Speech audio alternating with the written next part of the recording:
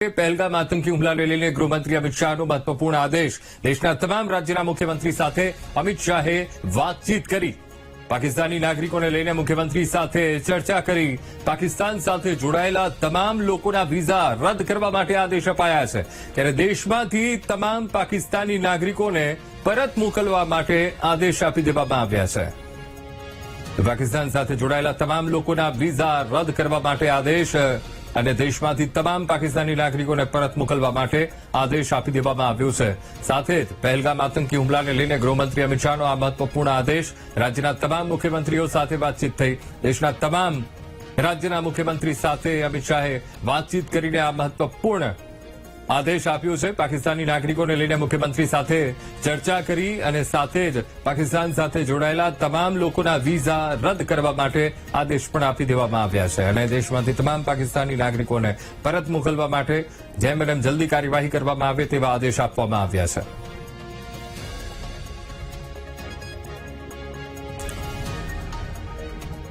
તો પહેલગામ હુમલો અને ત્યારબાદ કાર્યવાહી અને સાથે જ ચર્ચાનો દોર પણ યથાવત છે। એક બાદ એક મેરેથોન ચર્ચા અને ગૃહમંત્રી અમિત શાહના અધ્યક્ષતામાં આ ચર્ચા એક યોજવામાં આવી અને દેશમાંથી તમામ પાકિસ્તાની નાગરિકોને પરત મોકલવા માટે આદેશ આપવામાં આવ્યા છે।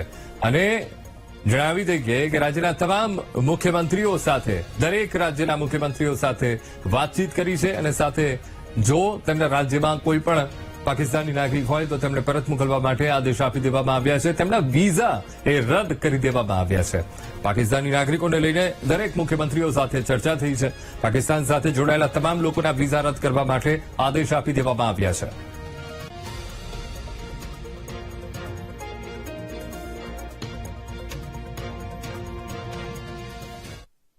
ગુજરાતમાંથી પાકિસ્તાનીઓની હકાલપટ્ટીની પ્રક્રિયા તેજ અને ગૃહ રાજ્યમંત્રી હર્ષ સંઘવીએ પાકિસ્તાનીઓની યાદી તૈયાર કરવા માટે આદેશ આપ્યો છે। કેન્દ્ર સરકારના આદેશ બાદ એક્શનમાં ગુજરાત સરકાર અને તમામ પાકિસ્તાની નાગરિકોના ભારત સરકારે વિઝા રદ કર્યા છે અને એટીએસ, એસઓજી સહિતની એજન્સીઓને કામે લગાવાઈ છે। ગૃહ વિભાગ કેન્દ્રીય એજન્સીઓ સાથે પણ સંપર્કમાં છે। ગેરકાયદે રીતે રહેતા લોકોને શોધી કાર્યવાહી કરવા માટે આદેશ અપાયા છે। ભારત સરકારે પાકિસ્તાની લોકોના વિઝા રદ કર્યા છે અને ગૃહ રાજ્યમંત્રી હર્ષ સંઘવીએ માહિતી આપી। કહ્યું કે તમામ જિલ્લાના અધિકારીઓને આદેશ આપી દેવામાં આવ્યા છે અને સાથે જો કોઈ પાકિસ્તાની રહી જશે તો કાર્યવાહી કરીશું। ભારત સરકારે જે મજબૂતાઈપૂર્વક નિર્ણયો લીધા છે એ નિર્ણયોનું પાલન કરવું, એનું તાત્કાલિક ફોલોઅપ કરવું એ રાજ્ય સરકારોની જવાબદારી છે। અને ગુજરાત સરકારે આદરણીય મુખ્યમંત્રી શ્રી ભૂપેન્દ્રભાઈ પટેલની સૂચનાથી આજે વહેલી સવારથી તમામ જિલ્લાઓમાં ડિસ્ટ્રિક્ટ પોલીસને આ સૂચના આપી લેવામાં આવી છે કે તાત્કાલિક આ નિર્ણયનો અમલ પોતપોતાના જિલ્લાઓમાં થઈ જવો જોઈએ। અને તેમાં ખાસ કરીને કાલે રાત્રે જ એક બીજું નોટિફિકેશન આવ્યું છે કે પાકિસ્તાની હિન્દુઓ જે શરણાર્થી છે, જે પાકિસ્તાનના પીડિત છે, જેમની ઉપર અત્યાચાર કરવામાં આવેલો, જુલ્મ કરવામાં આવેલો, એવા લોકોને કોઈ બી પ્રકારની હેરાનગતિ ના થવી જોઈએ તેની બી ચિંતા જરૂરથી કરવાની। અને આ પ્રકારના જેટલા બી લોકો છે જે પાકિસ્તાની છે, જે અલગ અલગ નોર્મ્સના આધારે, કોઈ વિઝાના આધારે જે ગુજરાતમાં છે, તે તમામ લોકોને જે સમય આપવામાં આવેલો ભારત સરકારમાં એ સમય પહેલા અહીંયાથી મોકલી લેવામાં આવશે।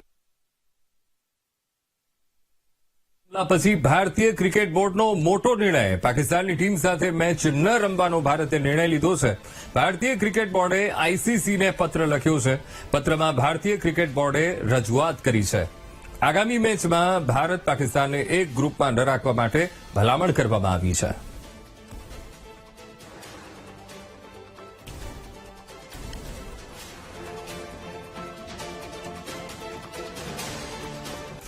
પહેલગામ આતંકી હુમલાને લઈને વિરોધ એક તરફ યથાવત છે, ત્યારે દિલ્હીમાં આતંકી હુમલાના વિરોધમાં ભારે વિરોધ કરવામાં આવ્યો। મુસ્લિમ સમાજના લોકોએ પોસ્ટર સાથે પ્રદર્શન કર્યું। મોટી સંખ્યામાં એકઠા થઈને પોસ્ટર સાથે વિરોધ નોંધાવ્યો છે।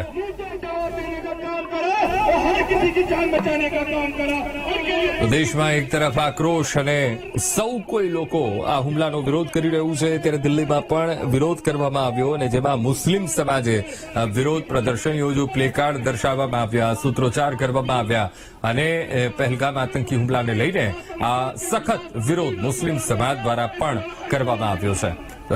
દેશભરમાં વિરોધ યથાવત છે અને સાથે સાથે કડક કાર્યવાહી થાય તેવી પણ માંગ કરવામાં આવી રહી છે અને તે જ અંતર્ગત મોટી સંખ્યામાં એકઠા થઈ પોસ્ટર સાથે મુસ્લિમ સમાજે પણ દિલ્હીમાં વિરોધ નોંધાવ્યો હતો, સૂત્રોચ્ચાર કર્યા હતા અને આ હુમલાની ટીકા પણ તેમણે સખત શબ્દોમાં કરી છે. જવાબદારો સામે સખતમાં સખત કાર્યવાહી કરવામાં આવે તેવી માંગ પણ કરવામાં આવી, પ્લેકાર્ડ દર્શાવવામાં આવ્યા અને સાથે ભારતનો તિરંગો, રાષ્ટ્રધ્વજ તે લહેરાવીને પોતાની માંગ મૂકી છે અને સાથે સાથે વિરોધ પણ પ્રગટ કર્યો છે અને આતંકીઓને ન છોડવામાં આવે, સખતમાં સખત કાર્યવાહી થાય તેવી માંગ પણ કરી છે. आतंकवाद के खिलाफ सीना चौड़ा करके इस लड़ाई को लड़ेगा।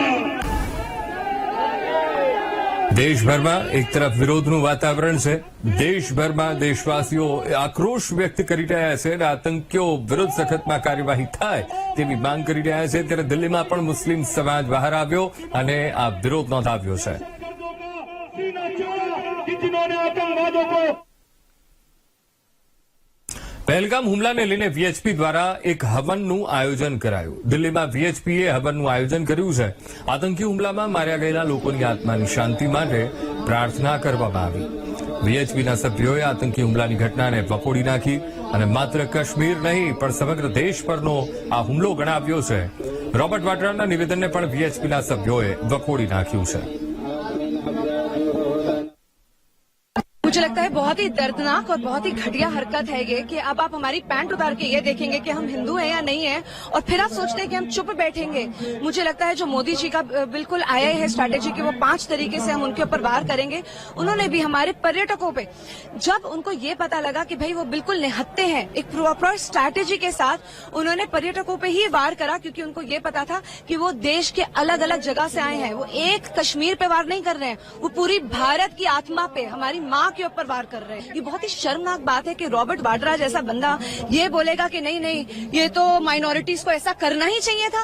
क्या ये हरकत होती है कि आप हमारी पैंट उतार के देखेंगे कि हम हिंदू हैं या नहीं हैं और उसके बाद बिल्कुल गीदड़ों की तरह आप हमारे को घेर लेंगे जब हमारे पास कोई आसपास आपको पता है कि कोई पुलिस वाला नहीं है. एक एक स्ट्रैटेजी करके करा हुआ है. उसके अंदर कश्मीरी लोगों को भी मिलाया हुआ है, पॉलिटिशियंस भी मिले हुए हैं और पूरा का पूरा पाकिस्तान उनको पीछे से स्ट्रैटेजाइज कर उनको हेल्प कर रहा है. तो हमारे को अब जैसे हमने बांग्लादेश अलग करवाया था, अब हमें बालूचिस्तान अलग करवाना है.